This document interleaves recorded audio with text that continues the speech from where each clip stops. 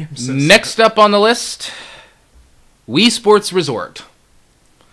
That's fun. Yeah, it is.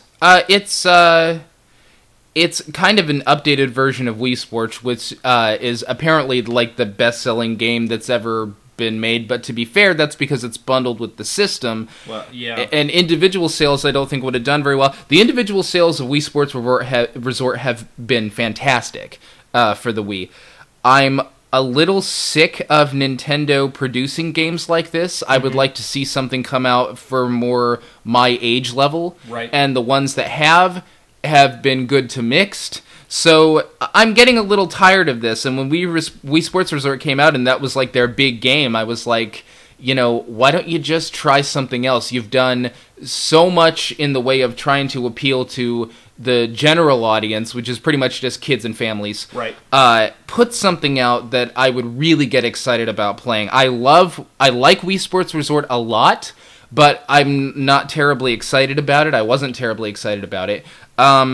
Basically what it is Wii Sports was basically just testing the waters of how well the motion controls work for the Wii, and they worked well on the Wii Sports. Right. And this basically said, here's what we can do, here's what you can look forward to. This was testing the Wii Motion Plus to find out whether or not it works. And it works. And it does. Yeah. So I'm looking forward to them incorporating the Wii Motion Plus into more games in the future, and I know that Red Steel 2 is going to be an exclusive for that, and a couple of other games hopefully will incorporate it. Well, the Tiger Woods game that you sold, goddammit, was I'm good for that. not a golf person. I don't know what I was thinking, I but really, really like that game. But anyway. But regardless, you know, the games on Wii Sports Resort are fun. Like Wii Sports, you're going to have ones that you play a lot and ones that you're never going to play again. I don't particularly care for the cycling. I don't know what it's doing on there. But the bowling is great. The fencing is very fun. The archery is wonderful. I really like the archery. You know, I'll just say I find it's cute, it's fun. You know, if you've got 15 minutes where you don't really have anything to do, turn it on. But yeah, 20 tops. Yeah, it's just, I mean, I don't know. I agree with everything you said. You know, it represents everything that's good and everything that's bad about the Wii. Good point. Yeah. Yeah. So, I mean, this is basically the Wii's philosophy. We're going to do something for kids and families, and everybody can get involved for about 20 minutes tops in your living room. Yeah. And it works on that level, but I want them to come out with something. Yeah, I was going to say, for me, or you could play Xbox and play something for adults. For hours. You're not going to play Wii Sports Resort for hours. Hell no. Unless, you know, it would have been nice for them to give an online feature so you could compete with people. You know, the people are kind of split down the middle with regard to that opinion. A lot of people are saying some of this would work well for online and some of it wouldn't. Like, why are you going to have online for the flying the plane around, or there are only so many games that you could incorporate online to in this. Well, then incorporate it for those. I mean, I'd like to play. At the very least, I would like a leaderboard. There's no excuse. There is no excuse for why this doesn't have a leaderboard. You know, and you've got this, the stamp system where you can earn stamps, but nobody's going to know but you. You know what? Fuck Nintendo. This is why I don't buy their system. Well, this is why I say, it represents the best and worst of the system. You're right. And this is their philosophy. This is what they want for their system, and I like the game, but I'm getting sick of this kind of thing. Yeah. So there really no more to say on that one. What do we got here? Dead Space. Oh, I'll field this one because I'm the one that played it. Well, I've played a little bit of it, so let me say creepy. Mm-hmm.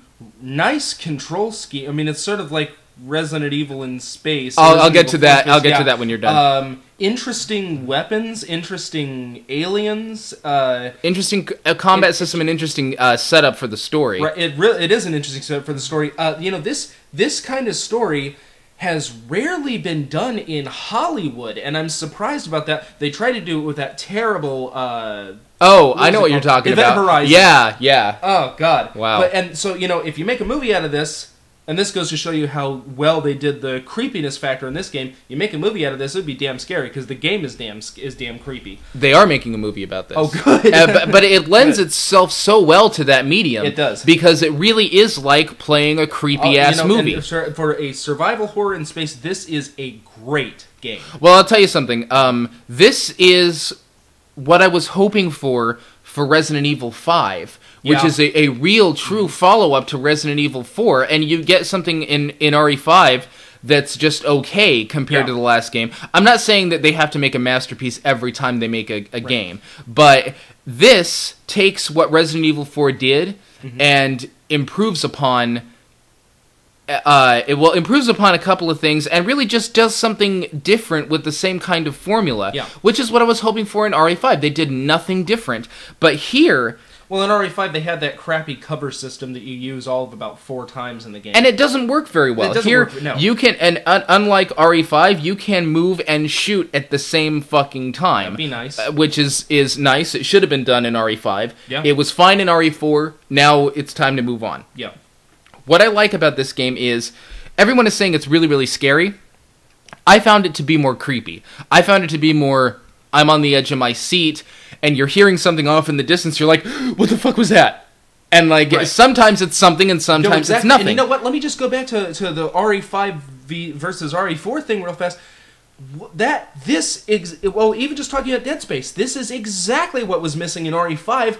Atmosphere. And creepiness. There was no atmosphere in RE5. No, this is atmosphere up your ass. Yeah, exactly. With really great combat, and you feel like you really, because the protagonist in this game is forced to use mining tools, and he doesn't exactly know what's going on here. So you always feel like you are disconnected from the threat. And anything that comes at you, you just have to shoot and hope for the best. Yeah. Another thing they incorporated is headshots don't matter anymore. And people who have played RE4 and people who have played games like RE4 are so used to the headshots, you have to break that habit because you're going for the limbs now. And that was a pretty creative take on this. That is.